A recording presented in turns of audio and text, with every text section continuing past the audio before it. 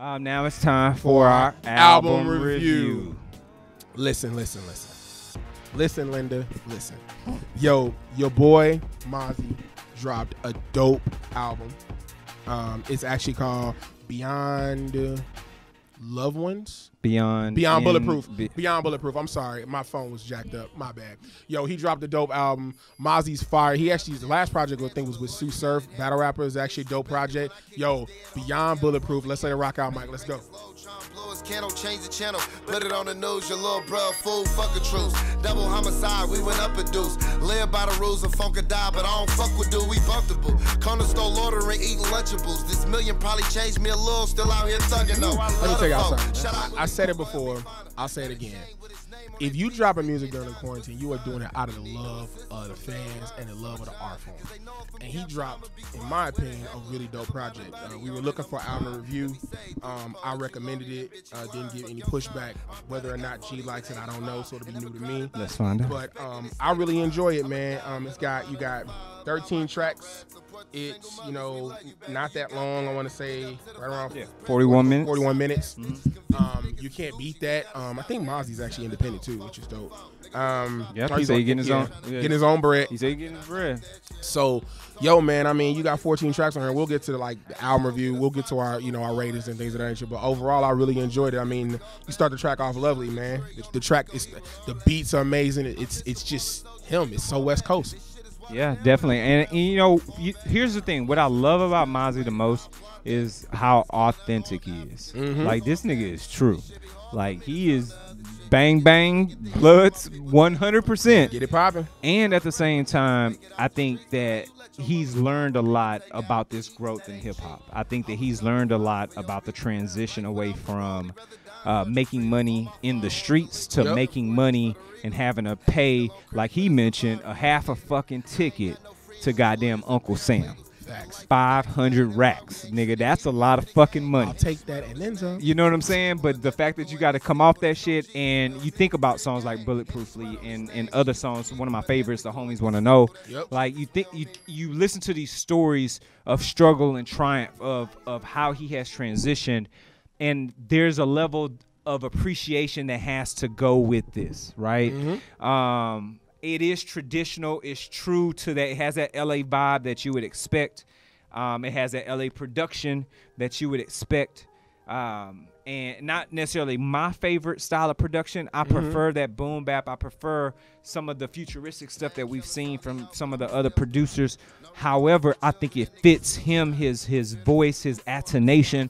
I think it fits his flow style perfectly, which is a very laid back, in the pocket, I'm just giving this shit out how I feel. It's almost reminiscent to the Rest in Power himself, Nipsey off that goddamn Slauson.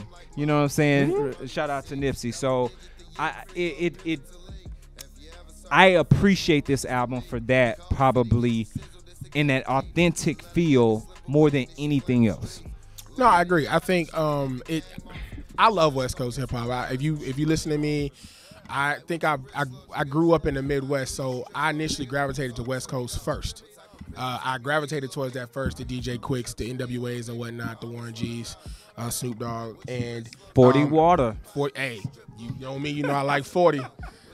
Shout out to that Slime and B. That 40 track is hard with Too Short. But that bass sound, I love it. But anyway, I really rock with this album, and I love the West Coast sound. I do. I like the beats. I like the drums. I like, again, that first track, man, how melodic it is, but how dope it is. It's got just a bounce to it. It makes you want to ride in your whip. Like, there's a level of just comfort and just with this album that I appreciate. And it's been on rotation. It came out May 1st. It's been on rotation. Last week we did Drake shit, and we did what we did with that. But we got to get back to the real shit, and this was dope. I really enjoy it. There's several tracks I like on this album. I like Betray. I like Bulletproof. I Ain't Perfect. Of course, I like the first one, Unethical and Deceitful. Yo, man, all in all, man, I'm really pleased with this project, and coming off his project with Sue Surf, man, I can't ask for more. And again, I said it once, I'll say it again.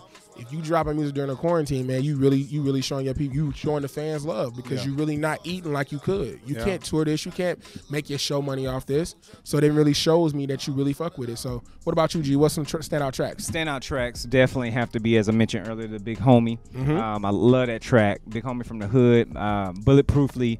Now, one of my favorites, shout out to fucking G Herbo. Right? And I mentioned, nice. and I actually put, I talked to the camp and was like, we need to review this G Herbo album. I got some pushback. We'll talk about that shit offline. I got some fucking pushback. They were surprised that I would even recommend that shit. I brought it to the table, but Body Count. I enjoy Body Count. And it's just something about the once again, the flow, the ride. I'm more of a technical listener because in another life, I'm a motherfucking music producer anyway, right? My doppelganger on Earth 826 is in the bag heavy right now, working with all the artists.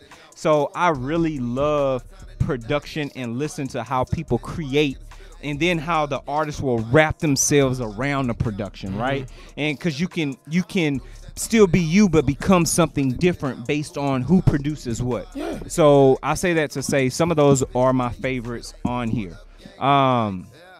Now, let me counter this, and I'll say that also listen to this album. There are times where I'm caught between what was one track and what's the other, because some of the production so effortlessly flows into this other one, which is either to me an arrangement issue or I want to hear him on different stuff. And maybe that's just as a listener, my desire. Takes nothing away from Mozzy as an artist, or whoever mixed and mastered and decided that this would be the best arrangement. I don't want to take shit away from that. But for me personally, I wanted a bigger transition in between production choices so that it doesn't feel like I moved from track 4 to track 6 and I didn't realize I moved from track 4 to track 6. I got you. So what about you? What are some of what's your contrast on this? Anything? I mean, it does kind of run together some.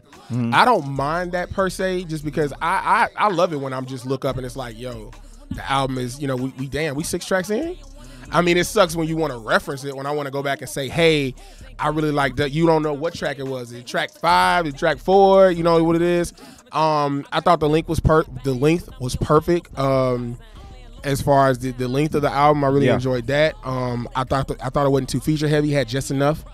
But yeah, man, I really didn't have a lot of negative takeaways. I mean, the subject matter gets a little repetitive at times. But I mean, listen, at this point, man, I don't expect everybody to just be able to jump in different bags like your Drakes and your J. Cole's, I shouldn't say Drake, and Kendrick Lamar's. Everybody's gonna give you that.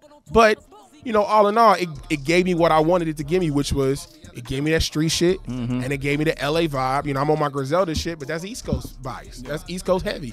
This is giving me kind of a feel of that on the West Coast. It's riding out like that. You know what I'm saying? Remind me to talk about that after the fucking show. Okay. About this Griselda transition in production. Overall, I'll as people know, I like to get my motherfucking bimmer. That's bars. We're talking about the impact, production, and playback, and of course, last but not least, we got to talk about the arrangement of the album. I'm not saying that. I don't think that Mozzy's not trying to be this over lyrical artist. He's trying to rap about shit he's been through and things he wants and the struggle, the strife, the triumph. So I can appreciate him for that and the honesty, right? I can appreciate him for staying in his lane. There's that. Impact. This ain't the album for me.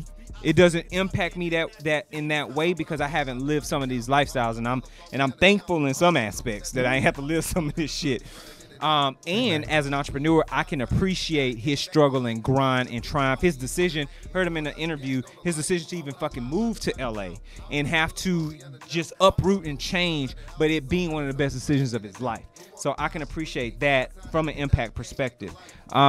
Production, there are things I like about it, there are things I don't like, but that also leads me into playback because while the playback can be high, it's it's a cheat code because I don't realize I'm at the end of the fucking album, and then the shit starts over because of how the production has been aligned, which leads me to arrangement. I don't know who did that shit, but you niggas is tricky and sneaky as a motherfucker. But with Bippa, 13 tracks. Of the 3 I enjoy, based on my Bippa rating, I've got to give it a 7 out of 13.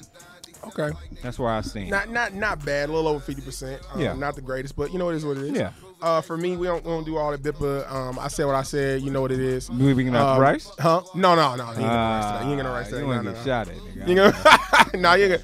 No, Mozzy don't deserve no rice, man. I actually enjoyed the album. We going mics over here, so out of 5 mics, I'm probably along with G, 2.5, 3. Okay. You know, it's a good album. It's a good project. It makes me want more from Mozzy.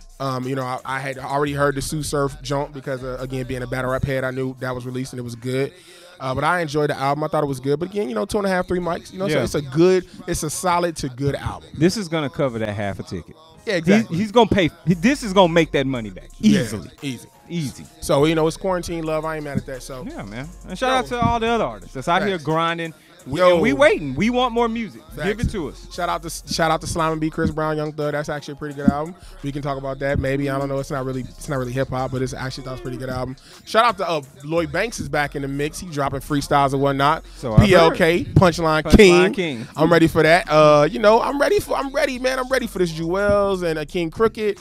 Yo, I'm ready. I'm ready for the music. Like, yo, drop some shit. Like, I'm not mad at that. Benny's coming. Saw him on the Vlad couch. He's coming. Yeah, man. Conway, you know, we talk about that, huh? That's gonna be enjoyable. Yeah, I'm excited about that. I'm also hearing Wink Wink, Stabbing and Shot 2's coming out sooner than later. Benny 38 Special, I already know me. If that come on the show, I don't give a fuck what album came out.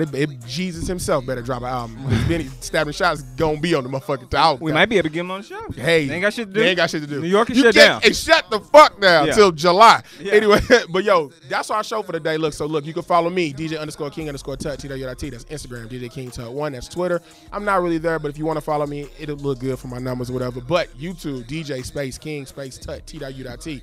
Follow me there, dropping content. Right now I'm in a little brain fog. It's kind of like what Tupac said. It's hard to write when you're enclosed, but I'm getting back into that.